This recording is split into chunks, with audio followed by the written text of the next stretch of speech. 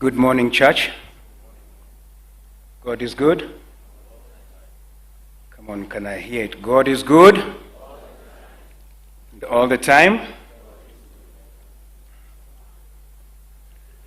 You know, there was a Luo man who stood here and talked about Anne having cooked ugali that can make a highway all the way to Uganda. What he forgot to tell you is that most of that ugali was eaten by him. And he's number one, followed by me. Sisi ndio tumekula hiyo ugali sana. Ladies and gentlemen, the dear family of my best friend, my brother, my party leader, my business partner, my comrade in arms, I stand here with a very heavy heart this morning.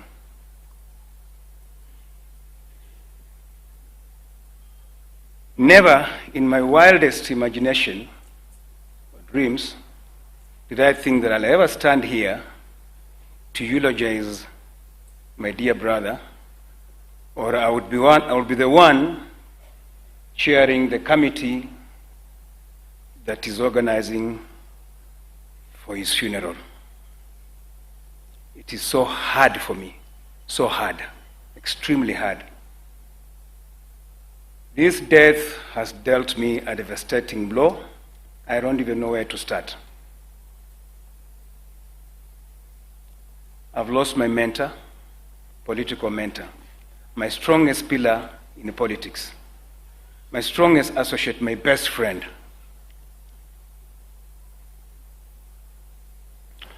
I am probably one of the very last people that Cyrus spoke to on phone, because I spoke to him on that Friday at 11 p.m. I actually called him at 10:59 and we spoke for 3 minutes until 11 or 2. So if you go to his call log, I'm probably one of the very last people he spoke to.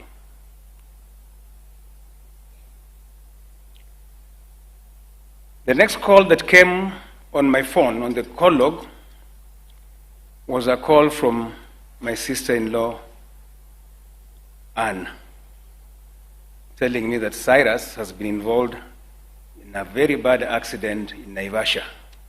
So I asked him, how? I spoke to him at 11. He told me he was heading home because the following day we were to have lunch with him and Philip Kisia. How did he find himself in Naivasha? Ladies and gentlemen, the circumstances surrounding the death of my brother are mysterious. There are so many glaring gaps. So when you hear us say that we want a proper, thorough forensic investigation, we know what we are saying. I don't know why some people are getting uncomfortable when we say these things. The family wants a closure. And that can only come about if the truth comes out. I have known Cyrus for many years. I can vouch for sure, in the state he was, he did not drive himself to Naivasha. There are so many inconsistencies. We are told that he was in a head-on collision with a bus that was Busia bound. A bus going to Busia certainly was carrying Luhya people. Tell me which Luhya does not know Cyrus. I have not seen a single passenger come and say, yes, I was in that bus that collided with Cyrus.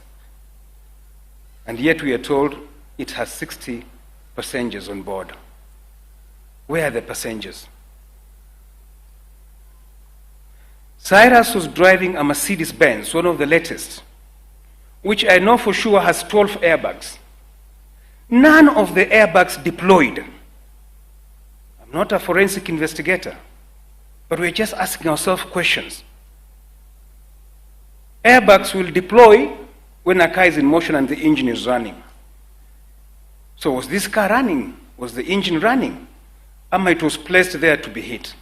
These are the questions we want answered. There are so many glaring gaps. All the family and us are asking for is we want a closure. We want to know exactly what happened. With the current technology, the CCTV technology will enable the investigators tell us how he got himself to Naivasha. Because some of us believe that he did not drive himself to Naivasha. Ladies and gentlemen, death has robbed us of a great son from the Mulembe nation. Cyrus loved his community, and he wanted the best for his community and this country. I know he had big plans in politics. My friend Mother Karua is here. I'm sure she'll allude to that. I know he threatened some people. His moves were threatening some people. Not that he threatened, but his moves were threatening some people.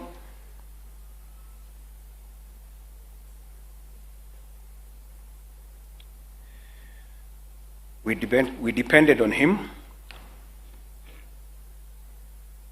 for so much. He's left some of us as political orphans, but I'm sure God will show us the way. A generous man he was, and that one you can all attest. Alikuwa anapeana mpaka anajinyima yeye mwenyewe. He was even mean to himself and his family. Remember one day, and I said this before, I was somewhere in Westlands and he came and joined me. And I told him, Cyrus, tomorrow I'm going to my constituency. That time I was the MP for Hamisi. And he told, if you're going home, come with me to my car. I'll give you some money. So he took me, he was driving a white Land Cruiser. When he opened the boot, in that boot, there were 2 cartons of money in 1,000 denominations. I cannot estimate how much it was. And he gave me 500,000 Kenyan shillings, just like that. You're going home, chukua hii. And I went to my constituency, came back on a Monday. And on Tuesday, I went to see him in his office at Loita House. He was still in Loita House. I went with a friend of mine called Mohammed Yunus. And Cyrus is like Khaniri. Urukhonitire famsini bandu bali mu waiting room aba basumbulanga denyabahe. Do you have 50,000 shillings? You give me. There are people in the waiting room who I need to assist. So I told him, but Cyrus, you had money in cartons. He told me, it's iwere. It's finished. And I'm sure the bulk of it went to people out there, not the family. Money in cartons. A year it was 200 million a year. He had been paid by Kenya Power for supplying, I don't know, miti ya manini. But the man was just finished like that. On a Thursday, you have 200 million. On Tuesday, unaomba shilingi 50,000. That was Cyrus for you. So, I have lost a dear friend. We used to call him Bishop Hope. He gave us hope even where there was no hope. It's Victor who gave him that name, Victor, Bishop Hope. I have been tasked with the responsibility of managing his funeral. I'm the chairman, together with Mheshimiwa Fred Gumo. I have a very strong team behind me. And that's why you see things moving the way they are moving. I want to thank the team that is working with me on the committee to give Cyrus a befitting send-off. My able team,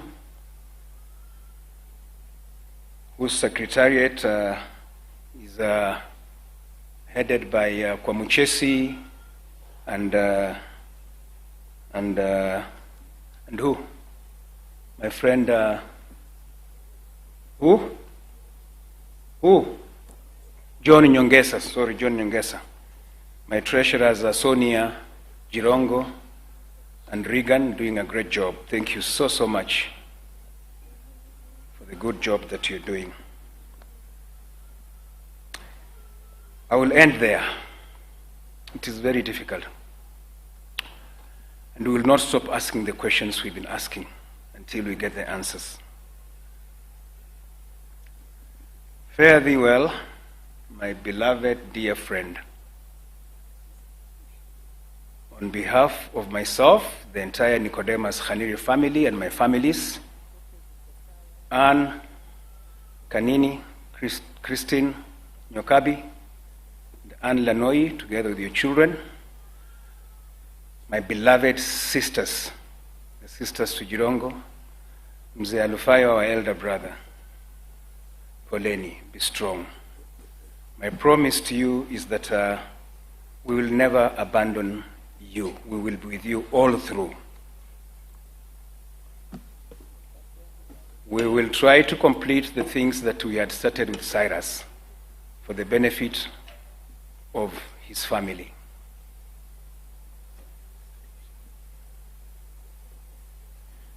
Thank you very much.